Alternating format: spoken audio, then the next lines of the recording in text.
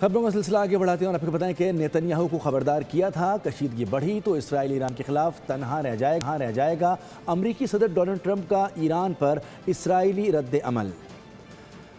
امریکی صدر ٹرمپ کا ایران پر اسرائیل پر رد عمل۔ کہا کہ نیتن یاہو کو وارننگ دی تھی کہ اگر ایران کے خلاف کشیدگی میں مزید اضافہ کیا تو اسرائیل خود کو تنہا پائے گا۔ امریکہ کو ایران پر اسرائیلی حملوں کے بارے میں آخری لمحے میں آگاہ کیا گیا تھا۔ گزشتہ رات نیتن یاہو سے ٹیلی فونک گفتگو میں ایران کے بیلسٹک میزائل حملوں کے جواب میں کسی بھی فوری فوجی کارروائی سے گریز کرنے کا مشورہ دیا تھا۔ امریکی صدر نے اس امید کا اظہار بھی کیا تھا کہ ایران کے ساتھ معاہدہ اب بھی ممکن ہے اور تہران اس پر دستخط کرنے میں دلچسپی رکھتا ہے۔